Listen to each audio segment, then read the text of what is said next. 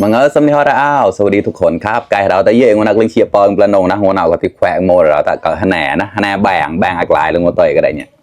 คะแนนแล้วดาดเราแต่เย่เชียร์ก็ฮรอกนะเนี่ยฮรอกปลายเซมันก็ได้เราแต่ที่ก่อนนะฮรอกเซมอยู่นะฮรอกปลากันนะแต่ที่แกคะแนนคาราบาวคะแนนเนี่ยไม่แกดาดเก่าแต่ที่เนี่ยก็ไม่แกปลาช่อนทะเลนะเดี๋ยวหอมชิบเลิกหอมเชียร์แกอนนบุยอยู่นะก่อนนับนี่ใหญ่ได้เราแต่เย่วันนี้มากินข้าวเหมือนเดิมครับวันนี้ก็ผัดหน่อไม้ครับหน่อไม้อย่างเดียวครับไม่มีอะไรแล้วก็มีน้ำพริกครับไอ้น้ำพริกเรือจากวันนั้นแล้วก็น้ำพริกปลาไม่ใช่แจ่วบองปลานะครับแล้วก็มีปลาแห้งทอดนะครับมีผักมานิดหน่อยครับมากินข้าวด้วยกันครับเรื่องเชียร์เปิ้ลก็มุจอเราตะเย่กายต่อแต่ปุ้ยเชียร์หนุ่งนะตามบังแควได้ลูกหลานไม่ได้แต่เชียร์ก็ได้เราแต่ลำแกล้ได้เจ็บเผ็ดจำไม่หนาวนะมาครับชิมอันนี้ก่อนเนี่ยใช่ไหมครับ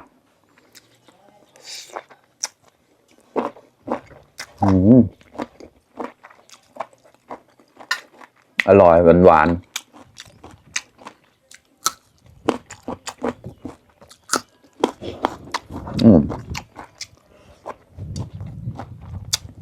ใช่ได้รอกปลายกระดาษเต็มแต่ได้เจอตัวใหญ่นะเชียร์เรากระดาษเยอะมันอ่ะเอาไว้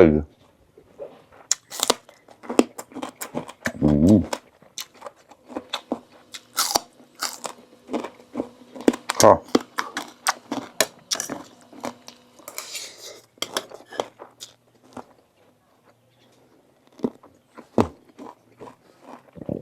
กระบา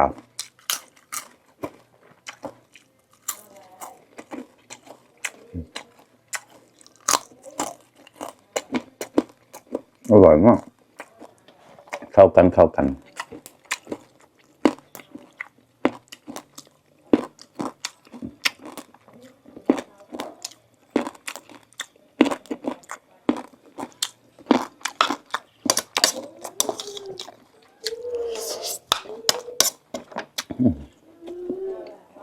จะแค่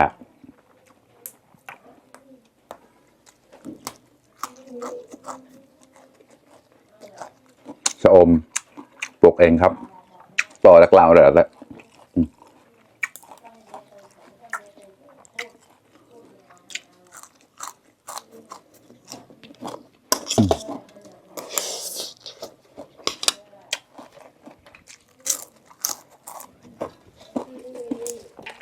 โหระพา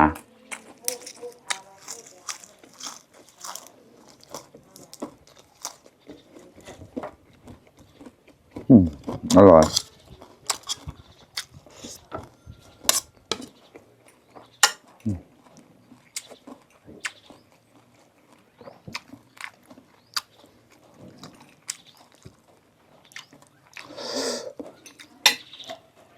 มาจุดละมดก็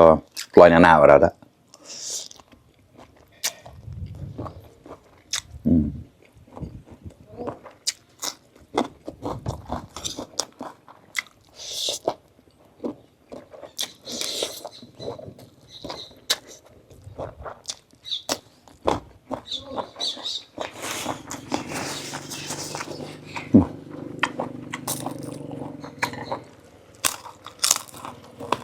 กรอบโซนครับ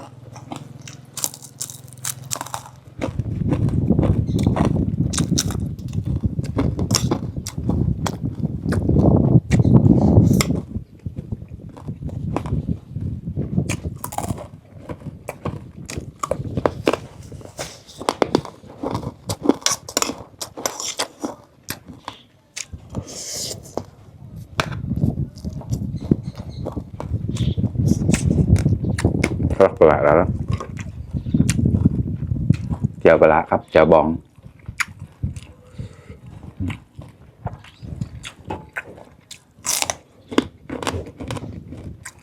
อร่อย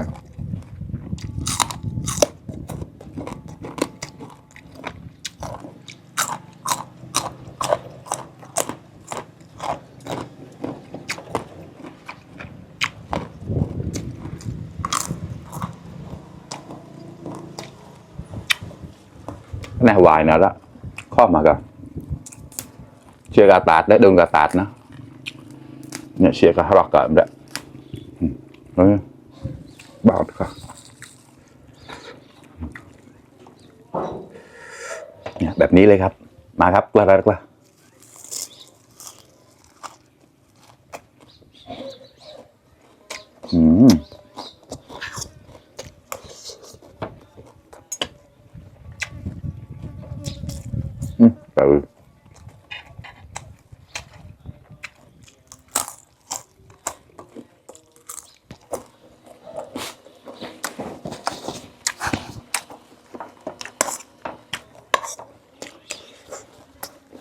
mình ta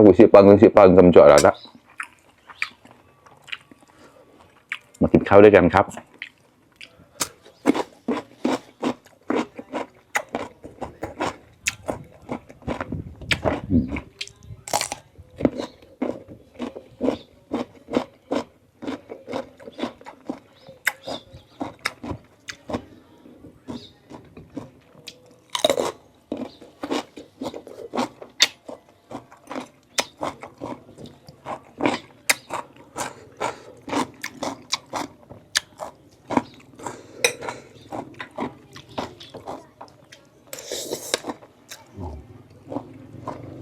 ขอดาดค่ะ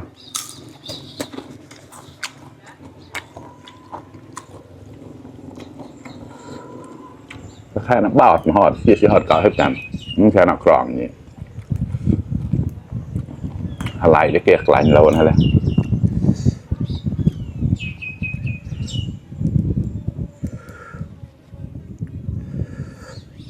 มาเชื่อก็รอกไปแล้วมาครับเพื่อนๆ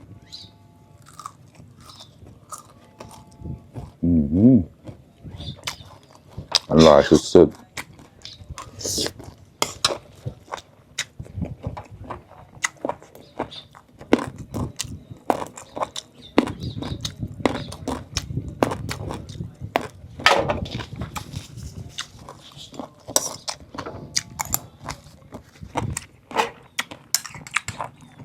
จุดเสียหลักปลาย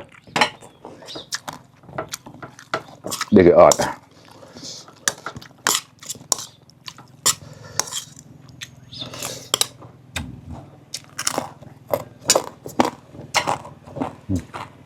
โอ้ย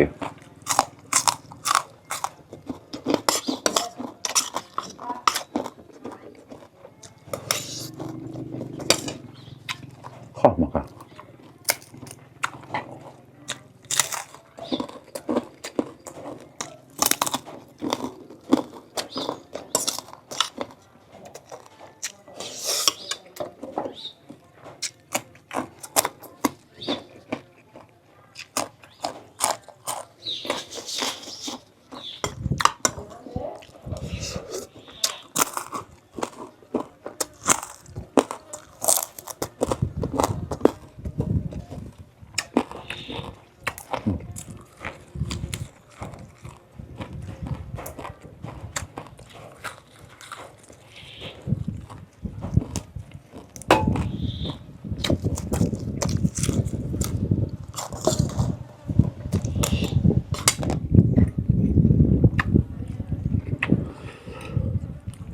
นายแบงแล้วละนายเชียร์ดัดมันน่าเชียร์หมอยมึงก็เชียร์ก็รอกเลยครอบมากันไอ้ราวิ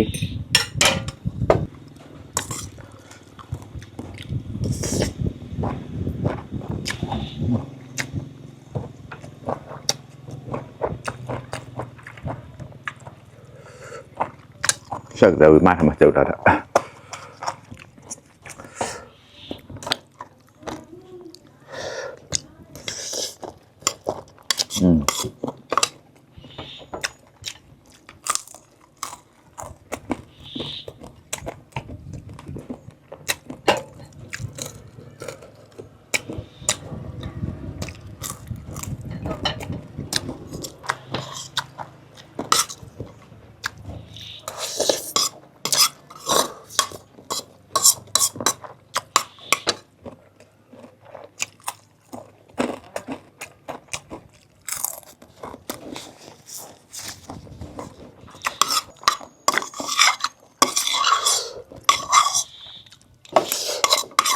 โอ